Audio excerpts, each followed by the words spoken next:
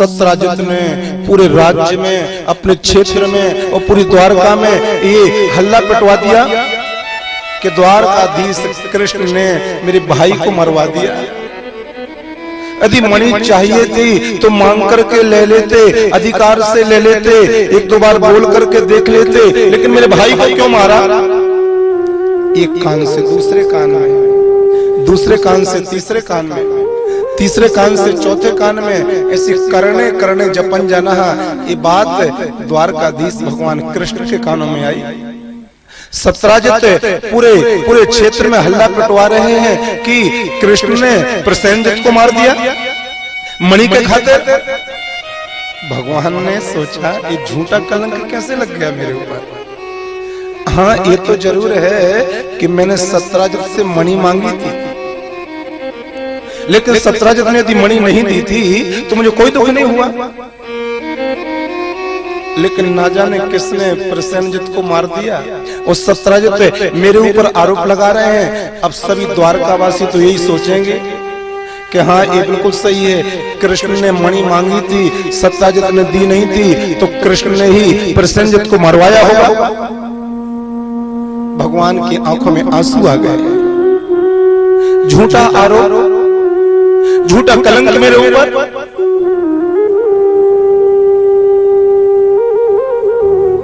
जब तक मैं सत्यराजित की मणि को ढूंढ करके नहीं ला दूंगा, भगवान ने संकल्प लिया, तब तक मैं द्वारका नहीं आऊंगा।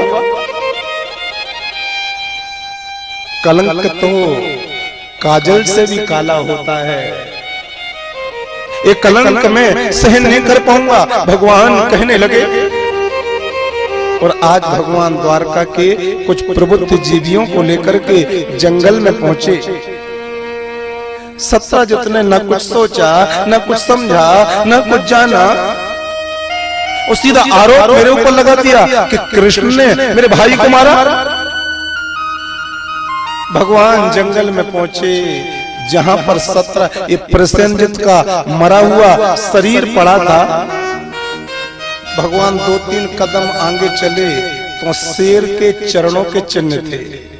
भगवान उन शेर के चरणों के चिन्ह को देखते हुए, जहां पर वो शेर के चिन्ह थे, भगवान उनका अनुसरण करते जा रहे हैं। करीब करीब आधा किलोमीटर तक भगवान चले, शेर भी मरा पड़ा। जहां शेर मरा पड़ा था उससे आगे रीछ के, जामवंत के पैरों के निशान थे। भगवान समझ गए कि प्रसेनजित को सिंह ने मारा है और इस शेर के लिए जामवंत ने मारा है। यहाँ जामवंत के पैरों के निशान है। भगवान जैसे जैसे जहां की ओर जामवंत के पैरों के निशान थे, मेरे भगवान द्वारकाधीश जामवंत के पैरों के पीछे पीछे, निशानों के पीछे पीछे चलते गए। करीब करीब 1 किलोमीटर आगे जाने के बाद में एक बहुत बड़ी गुफा थी और वो जामवंत के पैर गुफा के अंदर चले गए निशान। भगवान श्री कृष्ण जी ने द्वारका वासियों से कहा, भैया मेरी आत्मा ऐसी कह रही है, मेरा मन ऐसा कह रहा है कि सत्यराजित की मणि इसी गुफा के अंदर है। अब गुफा कितनी बड़ी है, गुफा में कौन रहता है, ये तो पता नहीं है। तो भगवान श्री कृष्ण बोले, एक काम करो, आप सब लोग इस गुफा के दरवाजे पर खड़े हो जाओ, मैं अकेला अंदर जा रहा हूं। बहुत ध्यान सुनना, बहुत प्यारी कथा है। मैं अकेला अंदर जा रहा हूं। और देखो भैया, भगवान ने कहा 12 दिन तक मेरा इंतजार करना। यदि 12 दिन में मैं इस गुफा से बाहर ना आ पाऊं तो आप लोग जान लेना कि कृष्ण खत्म हो गए, कृष्ण समाप्त हो गए। और आप लोग ये बात बताने मेरे माता पिता के यहाँ जरूर चले जाना द्वारका में, लेकिन 12 दिनों तक आप लोग इस गुफा के दरवाजे पर मेरा इंतजार करना, मैं मणि को लेकर के आऊंगा। द्वारका वासियों को गुफा के दरवाजे पर खड़े करके भगवान श्री कृष्ण चले गए उस गुफा के अंदर। जैसे भगवान प्रवेश किए तो जामवंत की पुत्री मणि के साथ में खेल रही थी। भगवान ने जामवती जी के हाथ में से वो मणि ले ली। जामवंत जी ने देखा ये कौन आ गया, उनको थोड़ी उस समय पता था भगवान ने। मेरी बेटी का मैं खिलौना लेकर के आया और इस व्यक्ति ने मेरी बेटी से वो खिलौना छीन लिया। जामवंत जी बड़े क्रोध में खड़े हुए और भगवान जी से युद्ध करने लगे। और अपन सबको पता है कि गुफा के अंदर जामवंत जी का और भगवान श्री कृष्ण का 27 दिन तक युद्ध चला था। कितने दिन तक? 27। और भगवान कितने दिन का बोल के गए दरवाजे पर? बोलो ना, केवल 12 दिन मेरा इंतजार करना, मैं मणि को लेकर के आऊंगा। वाल्मीकि रामायण जी में, देवी भागवत महापुराण में, रामचरितमानस में वर्णन है कि गुफा के अंदर जामवंत जी का भगवान जी से युद्ध 27 दिन तक चला। 12-13 दिन तक तो जामवंत जी पहचान ही नहीं पाए कौन है। 12-13 दिन के बाद में जब जामवंत जी की एक एक हड्डी, एक एक पसली टूटने लगी, तब जामवंत जी ने विचार किया है कौन, याद आ गई ये तो मेरे प्रभु हैं। त्रेता युग में जो राम बन करके आए थे, द्वापर युग में यही भगवान श्री कृष्ण बन के आए हैं। 14 साल कब भगवान श्री रामचंद्र जी को वनवास मिला था। वनवास की यात्रा पूरी करके, रावण को समाप्त करके, लंका को विजय करके भगवान श्री राम जब अयोध्या में आए तो भगवान सबको सब कुछ दे रहे थे। किसी को मोती की माला दे रहे थे, किसी को अभय होने का वरदान दे रहे थे, किसी को अपना प्रेम दे रहे थे, किसी को अपनी भक्ति दे रहे थे, किसी को अपना सारूप्य प्रदान कर रहे थे। मांगते मांगते नंबर किसका आया था? जामवंत जी का। जामवंत जी आप भी कुछ मांगो। तो जामवंत जी भगवान राम जी से बोले, प्रभु जो मांगूंगा वो मिलेगा। अरे ये दरबार से कभी कोई खाली नहीं जाता, जो मांगोगे वो ही मिलेगा। तो जामवंत जी बोले, प्रभु रावण से इतना बड़ा युद्ध हो गया, रावण की सेना में एक से बढ़कर के एक वीर आए, बलशाली आए, योद्धा आए, लेकिन जामवंत जी बोले मेरी खुजली नहीं मिटी अभी तक। ताली बजाओ जोड़ के। मुझे रावण की सेना में ऐसा कोई वीर नहीं मिला युद्ध करने के लिए कि जिससे मैं युद्ध करूं तो थोड़ा लगे कि मैंने कुछ किया है।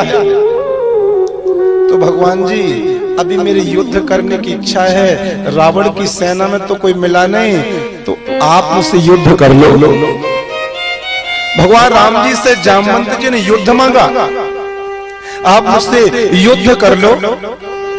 भगवान रामचंद्र जी मुस्कुराए और मुस्कुराते मुस्कुराते बोले, हे जामवंत जी, ये जो अवतार है मेरा राम अवतार, ये मर्यादा का अवतार है। मैं सेवक के रूप में हूँ, मैं स्वामी के रूप में हूँ और आप सेवक के रूप में हूँ। यदि सेवक और स्वामी दोनों आपस में लड़ेंगे तो दुनिया वालों में प्रचार क्या होगा, दुनिया वालों के लिए शिक्षा क्या होगी। तो इस अवतार में मैं आपसे लड़ाई तो नहीं कर सकता, लेकिन हाँ आपकी इच्छा जरूर पूरी करूंगा। आपको थोड़ा सा इंतजार करना पड़ेगा। अगला जो अवतार मेरा होगा द्वापर युग में, मैं कृष्ण का रूप लेकर के अवतरित होऊंगा। आप जामवंत बन करके जंगलों की गुफाओं में निवास करोगे और मैं कृष्ण बन करके आपसे युद्ध करने आऊंगा। हम दोनों युद्ध करेंगे, मैं आपका मनोरथ पूरा करूंगा और ऐसी खुजली मिटाऊंगा कि जीवन में कभी आपको खुजली चलेगी नहीं युद्ध करने की। तो वो ही भगवान श्री राम आज भगवान श्री कृष्ण बन करके आए और जामवंत जी से युद्ध। एक दिन युद्ध हुआ भगवान कृष्ण और जामवंत का, जामवंत की खुजली नहीं मिटी। 2 दिन का युद्ध हो गया, जामवंत जी की खुजली नहीं मिटी।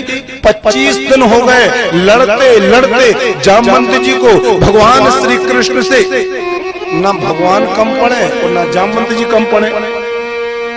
26वां दिन चल रहा था, तब अचानक से जामवंत जी के ऊपर जब भगवान कृष्ण के गदा का प्रहार हो रहा था, जामवंत जी ने सोचा ये है कौन?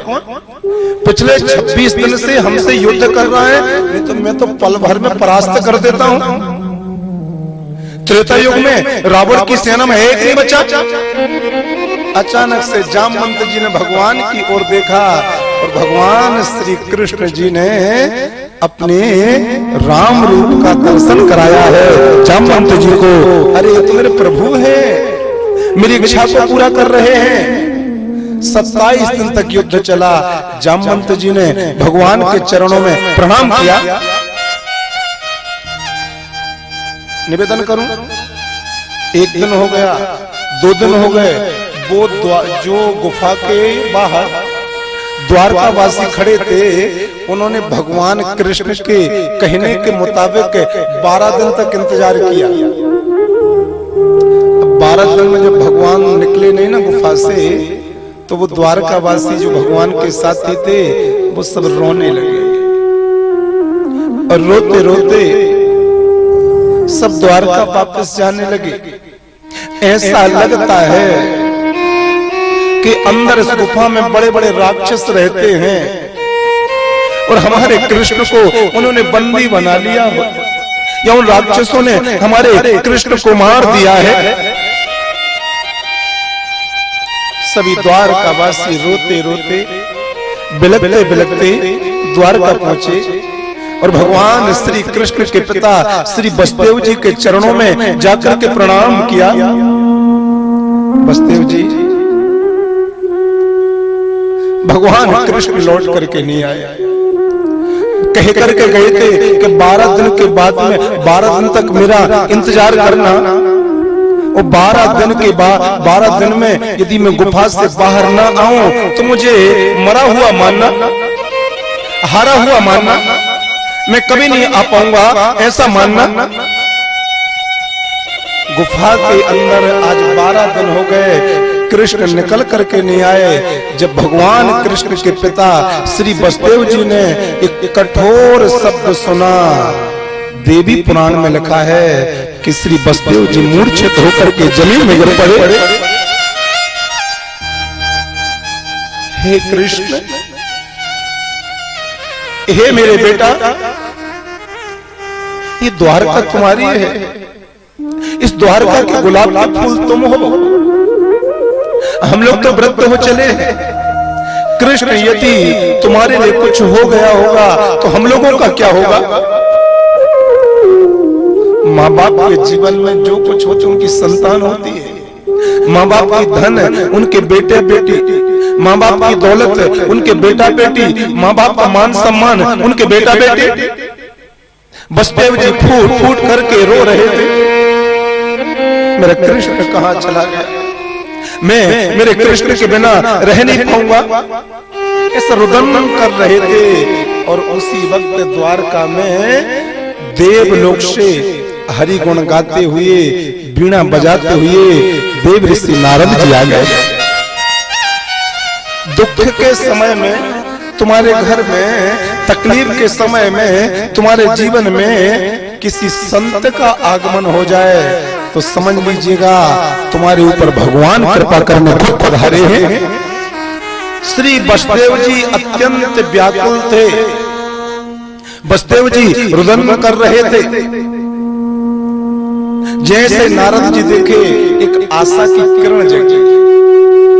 श्री वसुदेव जी ने देवऋषि नारद जी के चरणों में प्रणाम किया।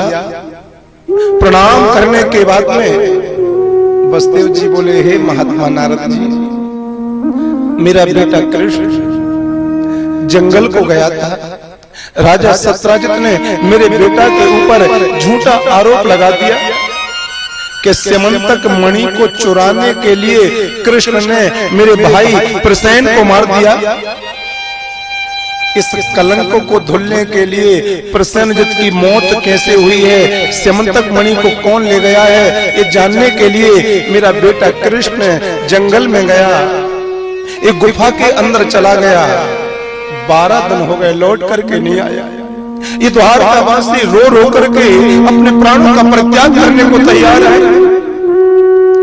इनको लग रहा है कि मेरा कृष्ण समाप्त हो गया, इनको लग रहा है कि मेरा कृष्ण मारा गया। हे नारद जी, मेरा बेटा कृष्ण द्वारका कैसे आएगा? मेरा बेटा कृष्ण हम लोगों के लिए कैसे मिलेगा?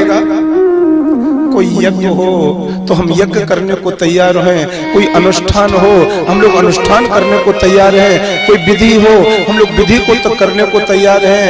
यदि किसी देवी या किसी देवता की उपासना करना हो हम वो करने को तैयार हैं, लेकिन हमारा कृष्ण लौट करके आ जाए, हमें ऐसा कोई उपाय बतलाओ। तो देव ऋषि नारद जी बोले, श्री वसुदेव जी,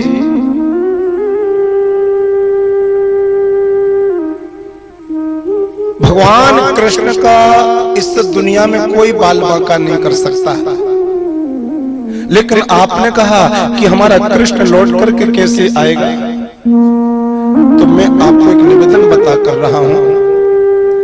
आप द्वारका में एक बहुत भव्य, आप अपनी द्वारका में कृष्ण प्राप्ति के लिए सतचंडी यज्ञ का अनुष्ठान करो।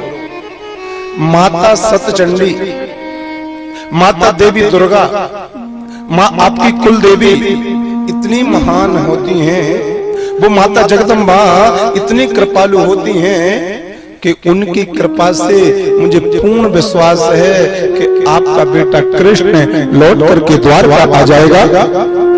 भगवती पराम्बा की कृपा से बड़े बिगड़े हुए काम बन जाते हैं। माता देवी की कृपा से, माता दुर्गा की कृपा से, माता हरसिद्धि की कृपा से, माता बीजासेन की कृपा से, माता कालिका की कृपा से, माता जगदम्बा की कृपा से जो घर के, परिवार के, संसार के काम बिगड़ गए हों तो इनकी कृपा से वो बिगड़े काम बन जाते हैं।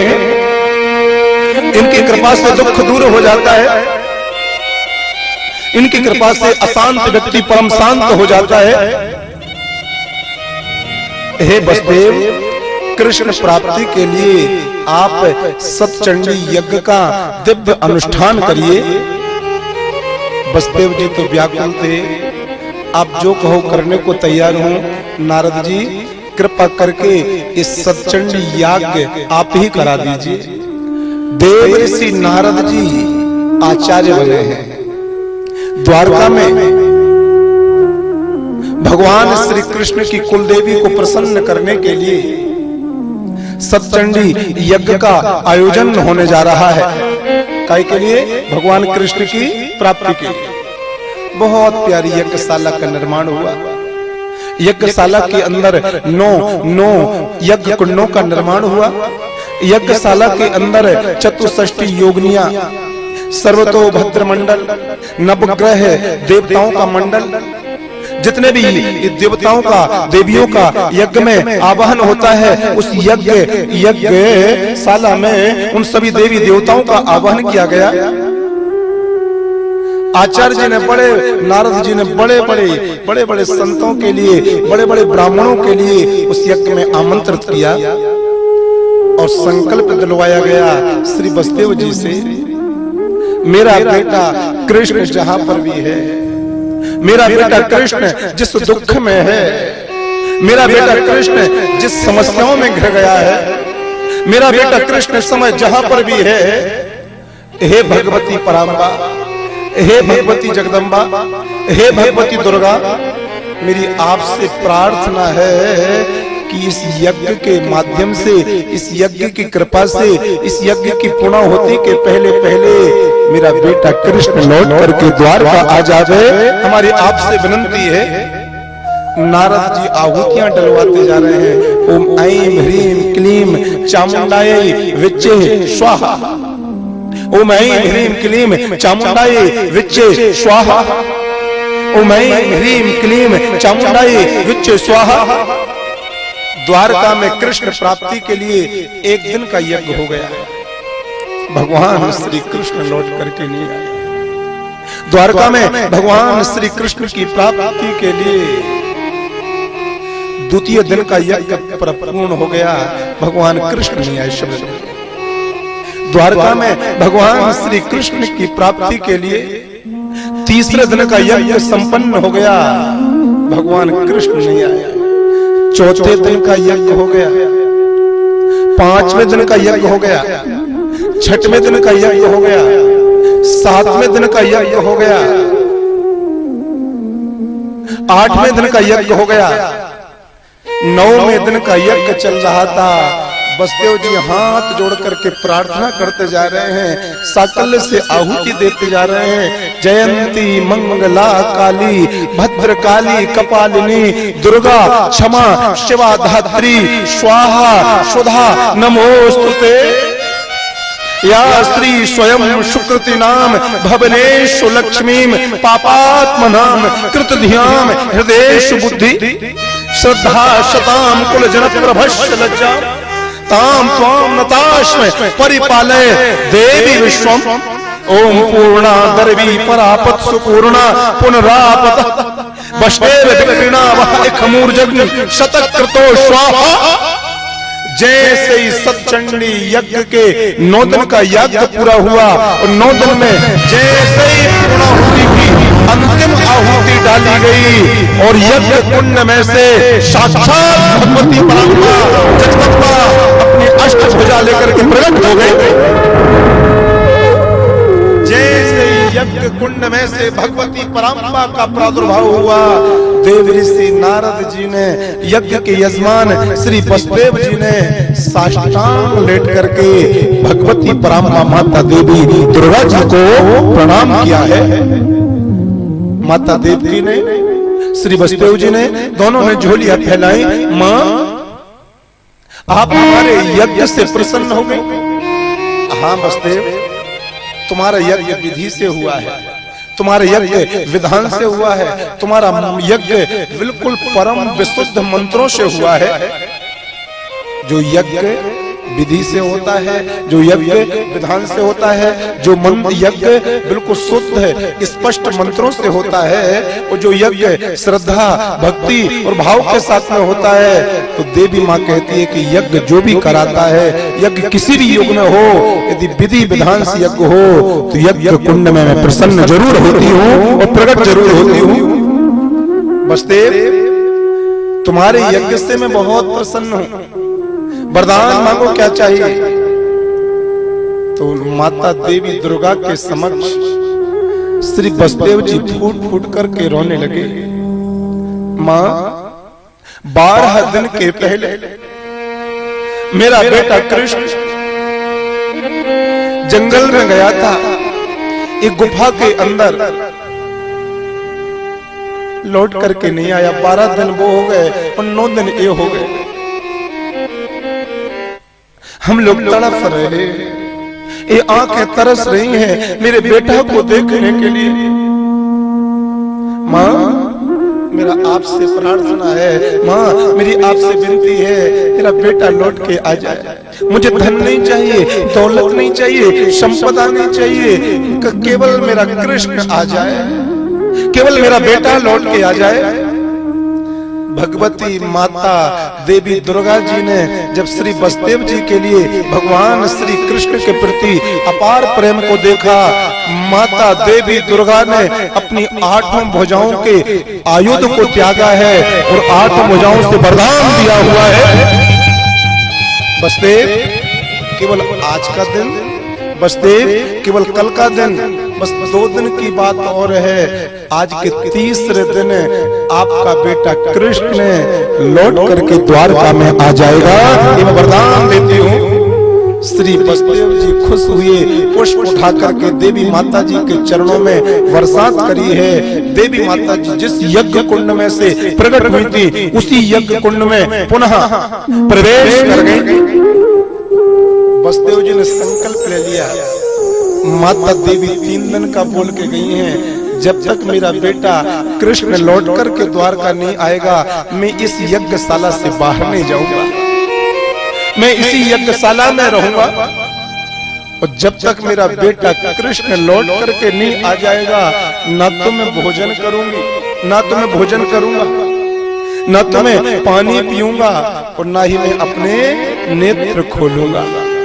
एक कठोर संकल्प लेकर के श्री बसदेव जी यज्ञशाला में बैठ गए। हाथ जोड़ करके नेत्र बंद करके ओम ऐं ह्रीं क्लीं चामुंडाय विच्चे, ओम ऐं ह्रीं क्लीं चामुंडाय विच्चे, ओम ऐं ह्रीं क्लीं चामुंडाय विच्चे। एक दिन हो गया इस नवारण मंत्र का जाप करते करते द्वारका के यज्ञ कुंड में श्री बसदेव जी के लिए। दूसरा दिन हो गया इस नवारण मंत्र का जाप करते करते द्वारका की यज्ञशाला में श्री बसदेव जी के लिए। लेकिन भगवान श्री कृष्ण का अभी तक कोई अता पता नहीं। तीसरा दिन चल रहा था यज्ञ के बाद का। प्रातः काल भगवान सूर्य प्रकट हुए। बसदेव जी के नेत्र बंद है, ना तो आसन से उठे, ना स्नान किया, ना भोजन किया, ना जल पिया। दोनों हाथ उठा करके ओम ऐं ह्रीं क्लीं चामुंडाय विच्चे, ओम ऐं ह्रीं क्लीं चामुंडाय विच्चे, ओम ऐं ह्रीं क्लीं चामुंडाय विच्चे। दोपहर के 12 बज रहे थे। धरती माता की जो रज कण थे वो धूल आकाश में उड़ने लगी। बदलों से धीमे धीमे गड़गड़ाहट होने लगी। पेड़ों से हवा चलने लगी और दोपहर के ठीक 12 बजे द्वारका की ओर भगवान श्री कृष्ण जामवती मैया को लेकर के चले आ रहे थे। श्री कृष्णचंद्र भगवान की जय हो, देवी दुर्गा की जय हो। जैसे द्वारका वासियों ने द्वारका की ओर भगवान श्री कृष्ण को आते देखा, सब लोग दौड़े दौड़े यज्ञशाला में गए। श्री बसदेव जी आप जल्दी से उठो, कृष्ण आ गया आपका, जल्दी से उठो, आपका बेटा कृष्ण आ गया। जैसे कानों में आवाज पड़ी कि मेरा बेटा आ गया, मेरा कृष्ण आ गया, मेरा कन्हैया आ गया, मानो किसी मछली के लिए जिसको पानी से निकाल दिया जाता है उसको फिर से पानी मिल जाए तो उस मछली की प्रसन्नता का ठिकाना नहीं होता। कृष्ण लौट करके आ गया। जैसे श्री बसदेव जी ने सुना, इनको लगा आज मेरे कानों के लिए कितने दिनों के बाद में कोई अच्छी खबर सुनने को मिल रही है। प्रसन्न हुए और यज्ञशाला में से उठे। यज्ञशाला की 9 परिक्रमा लगाई और 9 परिक्रमा लगाने के बाद में जहां भगवान श्री कृष्ण आ रहे थे उस रास्ते की ओर श्री बसदेव जी ने दौड़ लगाई। देवकी बसदेव को भगवान श्री कृष्ण जी ने दौड़ते हुए आता देखा। भगवान श्री कृष्ण और जामवती दोनों दौड़े दौड़े आए श्री बसदेव जी के चरणों में और माता देवकी के चरणों में साष्टांग प्रणाम किया। बसदेव जी ने भगवान को गले से लगाया। कृष्ण बेटा कहाँ चले गए थे? बेटा तुम चले कहाँ गए थे? भगवान जी बोले बाबा चला तो सचमुच काल के गाल में गया था, सचमुच काल के गाल में चला गया था, बिल्कुल अकेला था उस गुफा के अंदर। लेकिन जब मैं उस गुफा के अंदर जामवंत से युद्ध कर रहा था तो बाबा अपनी जो कुल की देवी हैं उन्होंने मुझे दर्शन दिया। वो दर्शन देकर के मुझसे बोली कृष्ण तुम चिंता मत करना, जामवंत के साथ में जो युद्ध हो रहा है उसमें तुम्हारे साथ में मेरी ताकत है। तो माता देवी रानी की कृपा से, माता देवी दुर्गा की कृपा से, माता कुलदेवी की कृपा से मैंने जामवंत को युद्ध में परास्त किया और देवी माता की कृपा से मैं उस गुफा से बाहर आ गया और आपके चरणों में आ गया। बसदेव जी बोले देवी कितनी कृपा करती है कि मुझे आज मालूम पड़ा। क्यों? यहाँ पर मैंने देवी माता को प्रसन्न करने के लिए यज्ञ करवाया, मैं खुद यजमान बना और देवी माता ने यज्ञ में मुझे भी दर्शन दिया और उस गुफा के अंदर कृष्ण बेटा तुम्हें भी दर्शन दिया। धन्य है माता देवी दुर्गा, धन्य माता देवी दुर्गा।